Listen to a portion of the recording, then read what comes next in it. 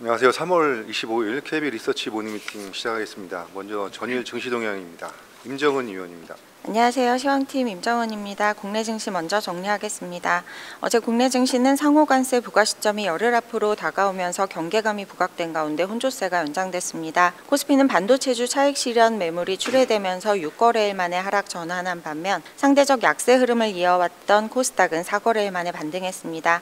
그러나 양시장 모두 등락폭은 제한됐습니다. 외국인은 소폭이나마 코스피 순매수세를 유지했으나 전기전자 업종은 순매도로 전환했고 삼성전자와 SK하이닉스는 1%대 약세를 기록했습니다. 자동차주 강세가 지수 하단을 지지했는데 반도체와 제약, 자동차 산업에 대한 관세부과 보류 가능성이 보도된 영향이었고 또한 31일 공매도 재개에 따른 수급 개선 기대감도 작용했습니다. 지난주 금요일 대규모 유상증자 및 신약 허가 불발로 급락했던 한화 에어로스페이스와 HLB는 악재를 소화하면서 반등했습니다.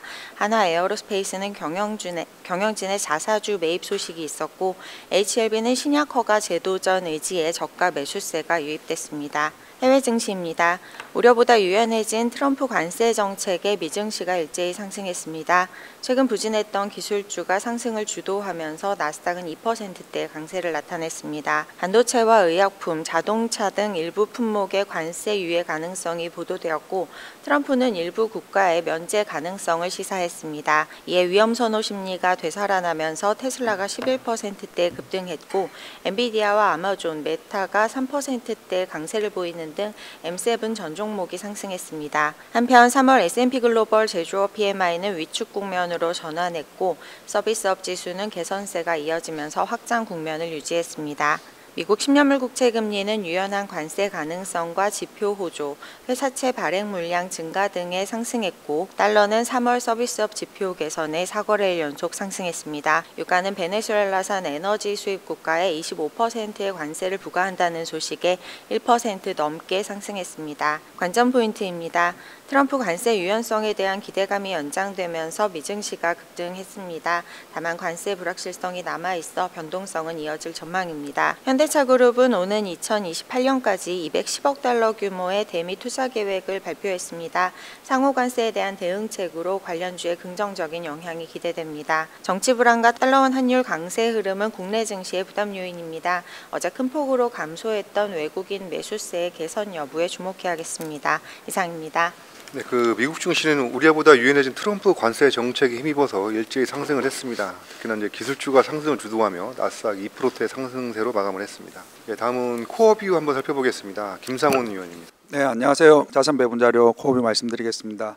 저희가 지난달 자료에서 트럼프 행정부의 정책이 금융시장, 특히 이제 미국 주식에 좀 부정적으로 작용할 수 있다라는 우려가 좀 커질 것이다라고 이제 말씀드리면서 이런 부분들이 이제 미국 특히 이제 금융시장 중에서도 이제 미국 주식시장에 좀 조정 요인이 될 수 있다라고 말씀을 드렸습니다. 다만 이제 실제로도 이제 그 소프트 데이터의 중심으로 그런 양상이 좀 나타났고요.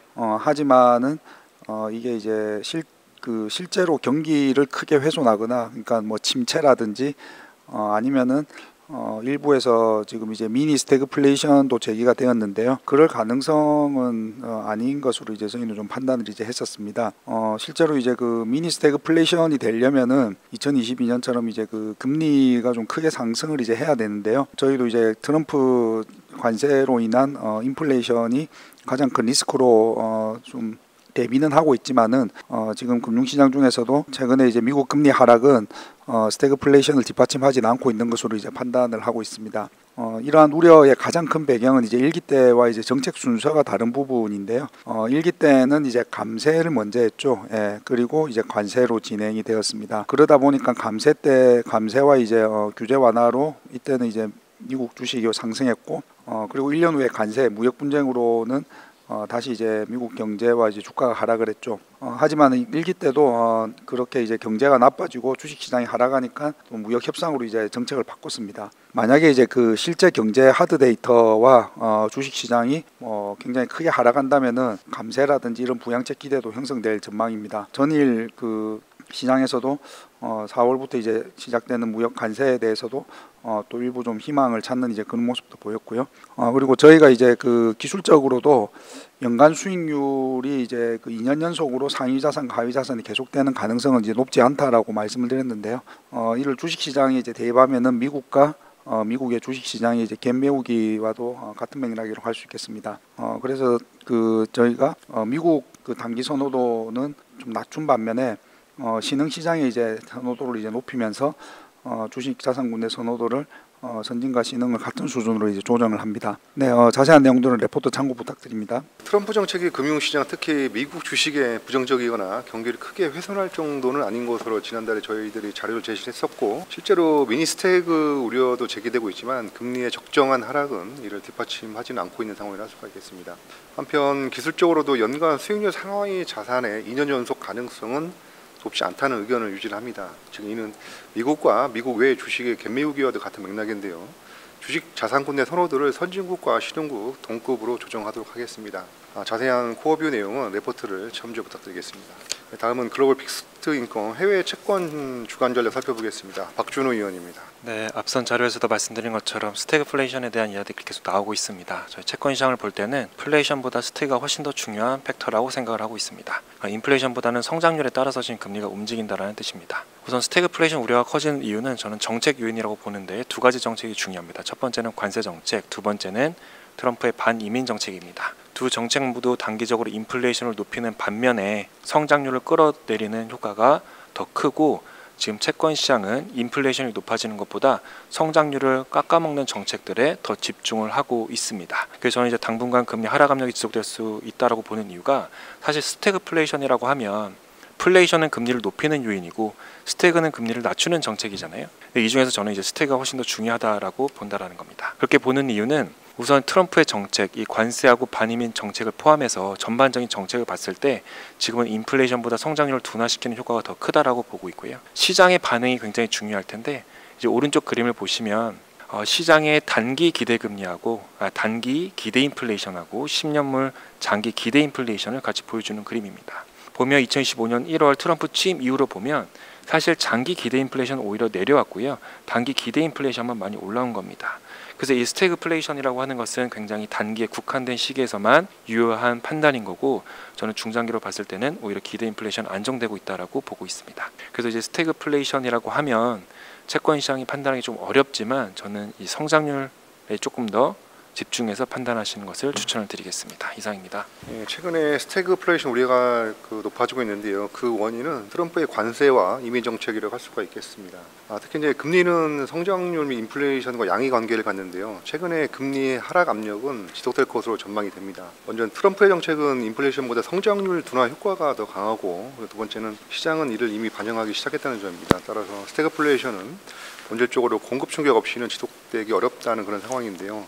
참고로 플레이션은 금리를 끌어올리는 효과가 있고 스태그는 금리를 낮추는 효과가 있습니다. 자세한 내용은 레포트를 첨부 부탁드립니다. 다음은 한국전력 1분기 실적 프리뷰 한번 들어보겠습니다. 정혜정 의원입니다. 네, 안녕하세요. 유틸리티 담당 정혜정입니다. 한국전력 업데이트 말씀드리겠습니다. 한국전력에 대해 투자 의견 바이를 유지하고 목표 주가를 3만원으로 3.4% 상향 조정합니다. 목표 주가를 상향하는 것은 예상 대비 낮았던 S&P와 높아진 원전 이용률 등을 반영해 중단기 영업이익 전망치를 높였던 것이 원인입니다. 목표 주가의 12month forward implied PBR은 0.45배에 해당하며 전일 종가 대비 상승 여력은 34.5%에 해당합니다. 한국전력의 1분기 매출액은 25조 원, 영업이익은 4.6조 원을 기록하면서 시장 컨센서스를 큰 폭으로 상회할 것으로 전망합니다. 매출액은 지난해 10월 반영된 산업용 전기요금 인상분이 반영됨에 따라 전력 판매 단가가 4.9% 상승하는 가운데 전력 조달 단가 같은 경우는 낮아진 LNG 발전 연료 단가와 S&P 하락, 그리고 원전 이용률 상승에 따른 발전 믹스 개선으로 15.2% 하락하면서 영업이익률이 크게 개선될 것으로 전망합니다. 2025년은 한국전력의 실적 개선세가 두드러지게 나타나는 한 해가 될 전망입니다. 낮아진 에너지 가격과 발전 믹스 개선, 그리고 한전의 재무건전성 개선을 용인하는 정부 정책이 겹친 것이 그 원인인데요. 현재 한국전력의 당면한 과제 중에 하나는 한전채 발행 한도 상향 일몰 기한인 2027년 말까지 재무구조 개선을 이뤄야 한다라는 부분입니다. 지금 현재 별도 기준 사채와 자본금의 합산 금액을 고려했을 때, 그리고 배당 재개와 연간 캐펙스 규모까지 감안하면은 중단기적으로 추가 요금 인상 가능성이 있다는 점도 긍정적이라고 판단합니다. 이상입니다. 한국전력 투자 의견 바이를 유지를 하고 목표 주가를 3만 원으로 3.4% 상향 조정하겠습니다. 목표 주가 상향은 예상 대비 낮은 S&P 높아진 원전 유용률 등을 반영해서 중단기 영업이익 전망치를 상향을 했습니다. 참고로 1분기 매출액은 25조 원, 영업이익은 4조 6천억을 제시하면서 컨센서스를 상회할 것으로 예상이 됩니다. 특히나 2025년은 한국전력의 실적 개선세가 두드러진 한 해가 될 것으로 전망이 되는데요. 낮아진 에너지 가격과 발전 믹스 개선, 그리고 한국전력의 재무 건전성 개선을 용인하는 정부 정책이 겹쳐진 것이 그 배경이라고 할 수가 있겠습니다. 예, 다음은 제약바이오 이슈 한번 살펴보겠습니다. 김혜민 의원님.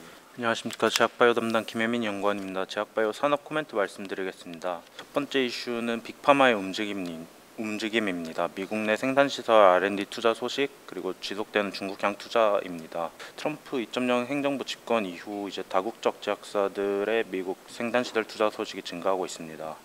2월 26일 일라일릴리의 미국 내 270억 달러 규모 생산시설 투자 소식을 시작으로 3월 21일 J&J의 향후 4년간 550억 달러 이상 투자 소식이 발표되었습니다. 빅파마의 미국 내 투자 소식 증가는 이제 관세 등 불확실성에 따른 선제적인 대응책으로 해석될 수 있고, 향후 생산시설 캐파시티에 대한 유연성을 확보하는 움직임으로도 이해하실 수가 있습니다. 또한 아스트라제네카 같은 경우는 이제 J&J의 미국 투자 소식 발표된 일자에 중국의 25억 달러 규모의 R&D 허브 투자 소식을 밝혔고, 중국의 하버바이오메드, 그리고 시네론바이오, 그리고 바이오캉타이와 호흡기 기타 감염 질환에 대한 백신 상업화 조인트 벤처도 런칭하겠다고 발표를 했습니다. 두 번째 이슈입니다. 특발성 폐섬유증에 대한 산업 현황인데, 미국 나스닥 상장사인 플라이언트의 고배는 국내 플레이어들의 기회다라고 말씀을 드릴 것 같습니다. 현재 이제 특발성 폐섬유증은 근본적인 치료제가 없는 시작으로 베린과 인게라임의 네란도밀라스트가 제일 우선순위에 있고, 이제 나스닥 상장사인 플라이언트 같은 경우는 임상 2비상에서 독립 데이터 안정 모니터링 위원회 권고사항에 따라서 임상 2비상을 중단하면서 주가가 큰 폭으로 하락했습니다. 이에 따라서 IPF와 관련된 기업들의 파이프라인 적정 가치에 대한 의문이 존재하겠지만, 시장에서 존재하는 미국, 유럽 시장 내 유병률, 그리고 표준요법 채택률, 그리고 기존 표준 치료제 평균 약가 등 힌트를 통해서 활용하면 합리적인 추론이 가능할 것이다 라고 판단을 합니다. 국내 제약바이오 임플리케이션입니다. 빅파마를 보면서 강점을 살리자입니다. 3월 말 공매도 재개 소식에 따라서 주가 변동폭이 확대되고 있지만, 이제 빅파마의 움직임, 그리고 각 질병군, 기전 등에서 강점을 보일 수 있다면 여전히 매력적인 스톡피킹 구간이라고 생각이 됩니다. 운동성은 이제 안정적인 성장성과 실적이 받쳐주는 대형주 위주로의 접근이 여전히 제일 매력적이고, 바이오텍은 R&D 모멘텀이 중단기에 가시화될 수 있는 기업들을 선별하며 접근해야 될 것으로 판단합니다. 이상입니다. 예, 트럼프 집권 이후에 다국적 제약사들의 미국 내 생산시설 투자 소식이 증가하고 있습니다. 일라일리라든지 J&J가 미국에 막대한 투자를 밝혔습니다. 3월 31일 공매도 재개 소식이 있는데요. 주가 변동폭이 확대되고 있지만 여전히 빅파마의 움직임과 각 질병군과 기전 등에서 강점을 보일 수 있다면 여전히 매력적인 그런 주가 선별 구간이 될 것으로 판단이 됩니다. 자세한 내용은 레포트를 참조 부탁드립니다. 이상으로 3월 25일 KB 리서치 모닝 미팅 마치도록 하겠습니다. 감사합니다.